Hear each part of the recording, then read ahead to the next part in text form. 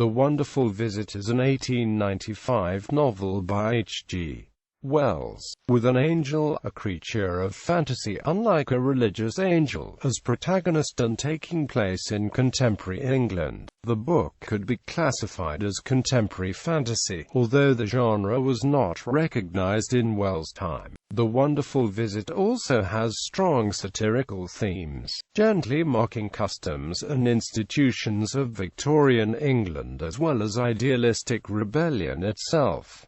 Plot summary. The Wonderful Visit tells how an angel spends a little more than a week in southern England. He is at first mistaken for a bird because of his dazzling polychromatic plumage, for he is neither the angel of religious feeling nor the angel of popular belief, but rather the angel of Italian art. As a result, he is hunted and shot in the wing by an amateur ornithologist, the Rev. K. Hillier, the vicar of Sittermoten, and then taken in and cared for at the vicarage. A creature comes from the land of dreams, and while charmingly affable, quite ignorant of the most elementary facts of civilization. During his brief visit he grows increasingly dismayed by what he learns about the world in general and about life in Victorian England in particular. As he grows increasingly critical of local mores, he is eventually denounced as a socialist. The vicar, his host, meanwhile comes under attack by fellow clerics, neighbors, and even servants for harboring a disreputable character. The angel's one talent is his divine violin playing, but he is discredited at a reception that Lady Hammerglow agrees to host when it is discovered that he cannot read music and confides to a sympathetic listener that he has taken an interest in the vicar's serving girl, Delia. Instead of healing, his wings begin to atrophy.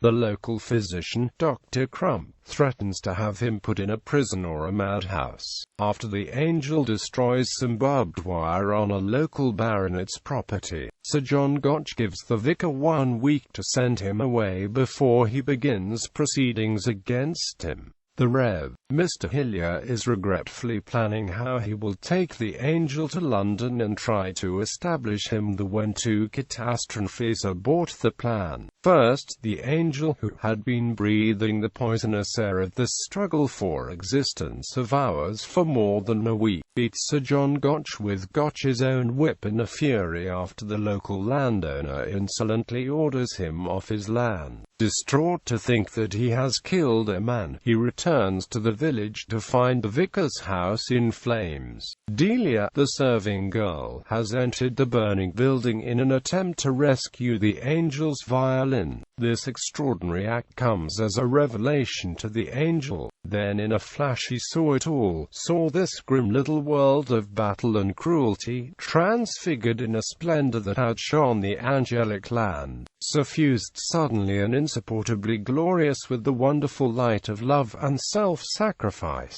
The angel attempts to rescue Delia. Someone seems to see two figures with wings flash up and vanish among the flames, and a strange music that began and ended like the opening and shutting of a door suggests that the angel has gone back to where he came from, accompanied by Delia. An epilogue reveals that there is nothing beneath the two white crosses in Sittermoten Cemetery that bear the names of Thomas Angel and Delia Hardy, and that the vicar, who never recovered his aplomb after the angel's departure, died within a year of the fire. Background. The Wonderful Visit was inspired by John Ruskin's remark that an angel appearing on Earth in Victorian England would be shot on sight. Wells dedicated the book to his friend Walter Lowe, who died of pneumonia in 1895. Lowe had helped Wells get a foothold in the world of journalism in 1891 when both were working at the University Correspondence College. The Wonderful Visit was published in the same year as Select Conversations with an Uncle, The Time Machine, and The Stolen Bacillus and Other Incidents. At this time Wells' published output was about 7,000 words a day. In 1907 George Bernard Shaw discouraged Wells from thoughts he had long harbored of turning the book into a play. At least 4 attempts to dramatize the work, some of them realized, some not, seem to have been made, in 1896, 1900, 1921, and 1934.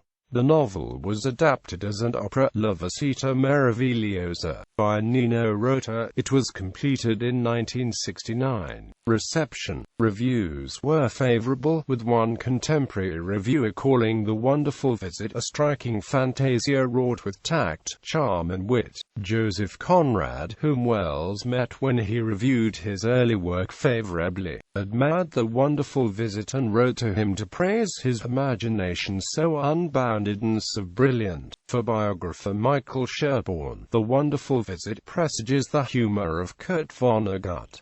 Film adaptation. The novel has been adapted in film by Marcel Carné in 1973, Le Merveilleuse Visit.